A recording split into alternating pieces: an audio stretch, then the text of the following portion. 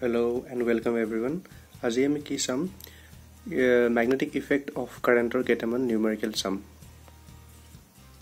তো display তোমালোকৰ দি দিছো question to first numerical to চোৱা কি দিয়া আছে a beam of alpha particle having specific charge. A beam of alpha particle having specific charge 2.5 into 10 to the power 7 coulomb per kg. तो unit की दिया আছে কুলম পার কেজি কুলম কারণিত charge KG হৈছে মাছৰ মানে কি দিয়া আছে মোক চার্জ পার ইউনিট মাস দিয়া আছে মানে মোক কি দিয়া আছে চার্জ পার ইউনিট মাস কিমান দিয়া আছে 2.5 10 to the power 7 coulomb per kg with a speed of speed কিমান দিয়া আছে 2 into 10 to the power 5 meter per second in a magnetic field B is equal to 0.05 Tesla. What is the radius of the circular path? So যেতিয়াই তোমাক এনেকুৱা কোৱেশ্যনৰ কি ওলাব দিয়ে সাইক্লোটনৰ numerical হওক বা এনেকুৱা হওক যদি মোক সাৰ্কুলাৰ পাথৰ ৰেডিয়াছ ল'ব দিয়ে বা সাৰ্কুলাৰ পাথৰ কথা কয় তেতিয়া আমি কি গম পাম যে ম্যাগনেটিক ফিল্ড আৰু কি ভেলোচিটি ভেক্টৰ কি হয় পাৰপেন্ডিকুলাৰ হয় সদায় মনত ৰাখিবা সাৰ্কুলাৰ কথা ক'লে velocity vector and magnetic field কি হয় পাৰপেন্ডিকুলাৰ মানে হিয়তৰ মাজৰ এংগলটো 90 ডিগ্ৰী হ'ল তাৰ কাৰণে মই ডায়াগ্ৰামত এনেকৈ অলপমান বুজিবলৈ ট্ৰাই কৰা তোমাৰ সাৰ্কুলাৰ পাথ ঠিক আছে তো ইয়াৰ পাৰপেন্ডিকুলাৰ হ'ব কাৰণে কি হ'ব লাগিব ধৰিছো এই প্লেনখনত তোমাৰ এনেকৈ velocity vector charge particle ULFA পাৰ্টিকলটো ঘূৰি আছে যদি এইখন প্লেনত ঘূৰি থাকে ইয়াৰ পাৰপেন্ডিকুলাৰলি কি হ'ব হয় ইনৱাৰ্ড হ'ব ম্যাগনেটিক ফিল্ডটো নহয় কি হ'ব outward হ'ব either inward বা either outward তোমাৰ যি মৰি থাকে লিখিব পাৰা মই ধৰিলো ইনৱাৰ্ড দিলো বাৰু ক্ৰছ কি বুজায় ভিতৰৰ ফালে যোৱা ম্যাগনেটিক বুজায় ইনৱাৰ্ড ঠিক আছে এটো মোৰ কি ম্যাগনেটিক ফিল্ড হল এনেকুৱা কৰা মন আছে চাগে এতিয়া এই সাৰ্কুলাৰ পাথটো ধৰিলো ৰেডিয়াস r হল তো আমি কি পাইছিলো এটো ডেৰিভেশন গৰতে পাইছিলো ক্লাছত চাইছিলো যে কি এই যদি সাৰ্কুলাৰ পাথত ঘূৰে তাৰ কাৰণে কি লাগে মোক এটা সেন্ট্ৰিপিটাল ফোৰ্স লাগে এই সেন্ট্ৰিপিটাল ফোৰ্সটো মোক কোনে দিয়ে ম্যাগনেটিক ফোৰ্সে প্ৰভাইড কৰে হল মানে যেটো সেন্ট্ৰিপিটাল ফোৰ্স কিমান হয় এমপি স্কয়াৰ বাই তাক মই fc বুলি লিখা fc ইকুৱেল কি হ'ব লাগে f ম্যাগনেটিক তো mv স্কয়াৰ বাই r fm মানে কি ম্যাগনেটিক ফোৰ্স কি আছিল q vb sin of theta তো theta কিমান 90 ডিগ্ৰী তো sin theta কিমান হ'ব 1 তো ইমান লিখি না থাকো ডাইৰেক্টলি লিখো r is equal to কি হ'ব ইয়াৰ পৰা m v by q b hall m v by কি হ'ব q b হ'ব হল m v by q b এতিয়া চাও আমাক কি দিয়া আছে মাসটো দিয়া নাই কি দিয়া আছে ভেলোচিটি দিয়া আছে b দিয়া আছে তো এনেকা লিখা এটো v by b আৰু এনেকা লিখিব পাৰনে q by m লিখিব পাৰো হয় তো r ৰ ভ্যালু পুট কৰা সৰি বাকিবোৰ ভ্যালু পুট কৰা r ৰ ভ্যালু পাই যাবা v কিমান দিয়া আছে 2 into 10 to the power 5 then b দিয়া আছে 0.05 এতিয়া 1 by qm কিমান দিয়া আছে q by m কিমান দিয়া আছে 2.5 10 to the power 7 এটা একদম ইজি ক্যালকুলেশন হয় 0.5 to 5 লিখা 10 to the power 7 to 10 to the power 5 হৈ যাব 10 to the power 5 ক্যান্সেল যাব তো কি হ'ব 2 divided by 5 into 2.5 এটা আমাৰ লাস্টত যায় কিমান হ'ব 0.16 মিটাৰ ঠিক আছে বা কি হ'ব 16 সেন্টিমিটাৰ তো কোনটো option correct option C then তোমালোকে next numerical to চোৱা কি দিয়া আছে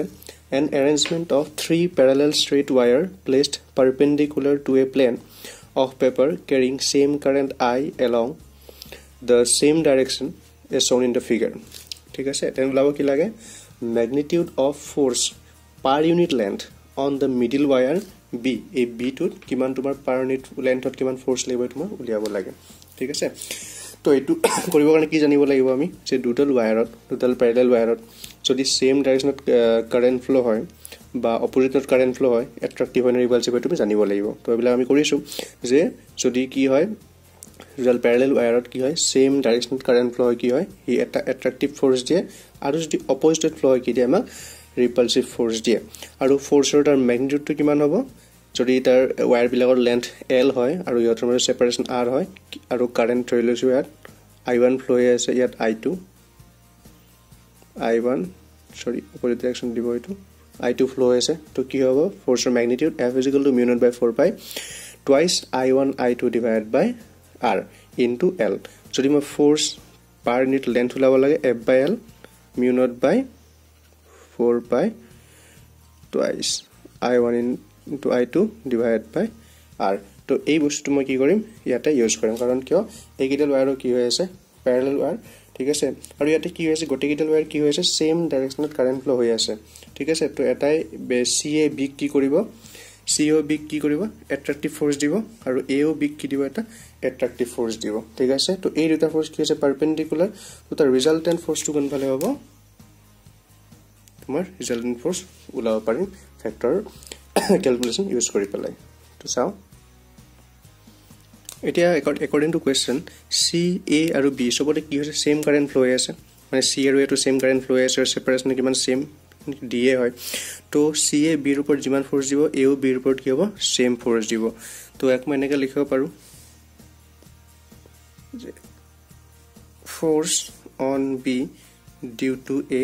is equal to force on B due to C is equal to মই F বুলি লিখিব পাৰো ঠিক আছে তো এই F ৰ ভ্যালুটো কিমান হ'ব উপৰ পৰা লিখো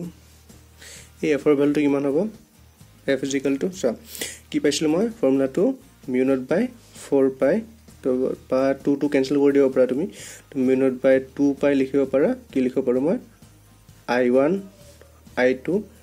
divided by 2 যেহেতু ইয়াৰে কি হয় সেম কারেন্ট ফ্লো আছে মই কি লিখিলো I into I তো ভ্যালুটো কিমান আহিল I জাগাত তুমি ডাইৰেক্টলি কি লিখিব পাৰা I² লিখি দিও এটা লাইন কম হ'ব তো ফ'ৰ্চ পালো এটো মানে FABA আৰু FBC কিমান হল μ0/2 π I² divided by D তো এটো কিমান হ'ব ৰিজাল্টেন্টটো কিমান হ'ব F = √over কি হ'ব FBA whole square plus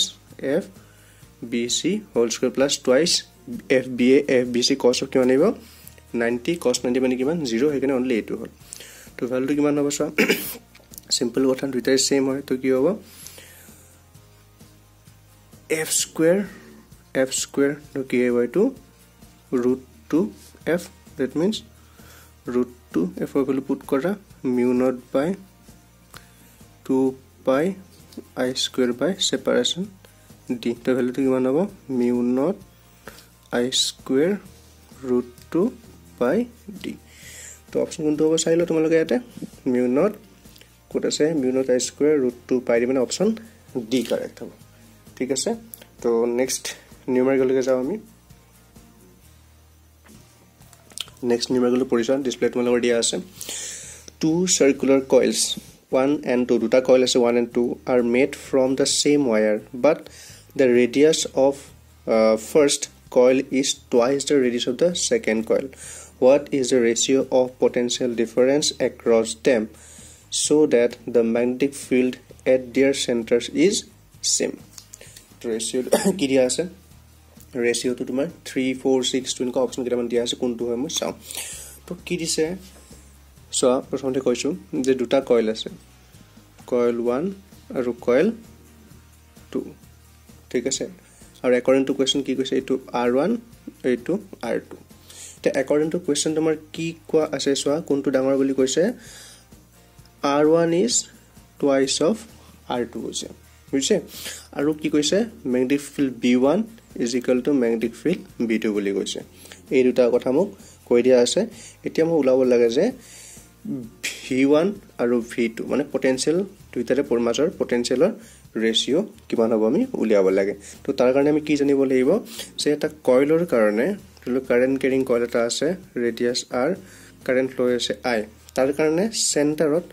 magnetic field কিমান এটা হেইটোৰ ফৰ্মুলাটো জানিব লাগিব B = কি জানো মই μ0 Ni divided by 2R হয় ঠিক আছে এটা সার্কুলার কারেন্ট ক্যারিং কয়েলৰ কাৰণে সেন্টাৰত তাৰ magnetic field কিমান হয় μ0 Ni divided by twice R তো আৰু n2 তাৰ কি আছিল number of turns I to কি কাৰেণ্ট R2 কি আছিল ৰেডিয়াছ তো এইখিনি মই জানিলে নিউমেৰিকেলটো কৰিব পাৰিম তো এইখিনি ভাবিলো যে তোমালোকৰ মনত আছে বুলি বা চাই ল'ব মনত নাই যদিও তো নিউমেৰিকেল আমি প্ৰসিড কৰো তো আমি এটালে কি জানো যে magnetic field at center of a circular coil B is equal to mu naught by 2 Ni by R তো যেটো coil 1 তাক মই নাম দিলো B1 B1 ৰ কাৰণে কি লিখিম মই mu naught by 2 I1 by R1 লিখিম ঠিক আছে আৰু coil 2 ৰ কাৰণে মই কি লিখিম mu naught by 2 I2 by R2 ঠিক আছে কারেন্ট যেটা মোক সেম বুলি কোৱা নাই তো কারেন্ট মই কি লম বেলেগ বেলেগ লটো ভাল হল বেলেগ বেলেগ লম সৰি তো আৰু কি দিছে ৰিলেশন তো R1 = কি দিছে মোক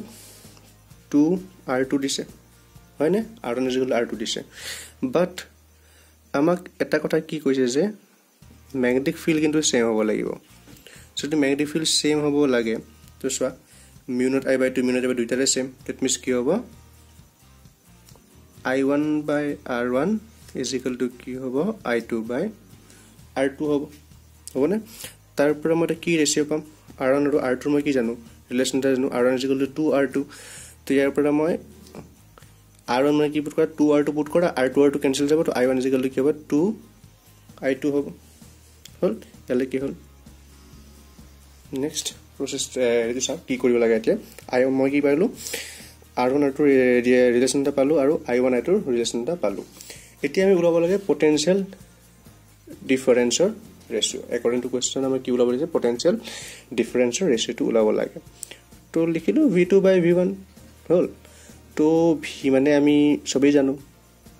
ওহমছ ল I2 R2 I1 R1 হল তো এতিয়া মোৰ কাৰণে কি ইজি হৈ আছে I2 আৰু I1 ৰ ৰেশিওটো মোৰ কাৰণে ইজি মই জানো হল এতে মোৰ ৰেডিয়াছৰ সৰি ৰেজিস্ট্যান্সৰ ৰেশিওটো লাগে তো ৰেজিস্ট্যান্সৰ ৰেশিওটো কি কম কেনেকৈ উলিয়াম চ যেহেতু এটো কয়েল ন এটো কয়েল আৰু R মানে মই কি জানো rho L by A hall coil 1 হক বা কয়েল 2 হক দুইটা কি হয় rho সেম ম্যাটেৰিয়েল rho সেম হ'ব সেম টাইপৰ ওয়্যাৰ হয়নে তো ক্রস সেকশন এরিয়া সেম হ'ব অনলি কি হ'ব লেন্থ টু বেলেগ বেলেগ হ'ব হয় এতিয়া এই লেন্থ টু কাৰ ওপৰত ডিপেন্ড কৰিব L এই কয়েলটো যদি ৰেডিয়াস R হয় ঠিক আছে ৰেডিয়াস যদি R হয় তাক যদি মই তে কাটি পেলাই অনলি দীঘল কৰি দিম এনেকে তো এইটো কিমান হ'ব টুৱাইস বাই R হ'ব হয়নে that means এতে সোয়া R2 by R1 মানে কি হ'ব एक्चुअली rho আৰু A সেম হ'ব that means কি হ'ব R2 by R1 মানে एक्चुअली তোমাৰ কি হ'ব L2 by L1 হয়নে এতে L মানে কি টুৱাইস বাই R মানে R2 by R1 হ'ব না তো ডাইৰেক্টলি মই R2 by R1 মানে radius of the coil 2 divided by radius of the coil 1 জায়গাত মই কি লিখিব পাৰো radius 2 by radius 1 তো মই কি লিখিব পাৰো R2 by R1 জায়গাত মই কি লিখিব পাৰো radius 2 divided by radius 1 লিখিব পাৰো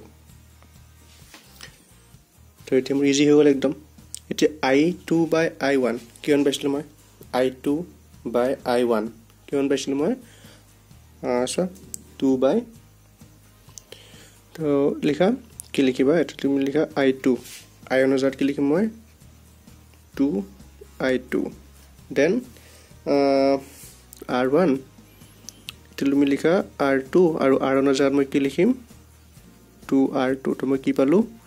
1/4 ঠিক আছে তো therefore V1 by V2 কিমান হ'ব 4 এটো মই কি পাইছিলো V2 by V1 পাইছিলো 1/4 তো V1 by V2 কিমান পালো 4 পালো তো অপশন কোনটো কৰে অপশন সি ঠিক আছে তো আজিলৈকে এইখিনি আৰু কিবা বেলেগ নিউমেৰিকেল থাকিলে বা এটাকে বুজি নাপালে মোক কমেন্টত লিখিব পাৰা বা কন্টাক্ট কৰিব পাৰা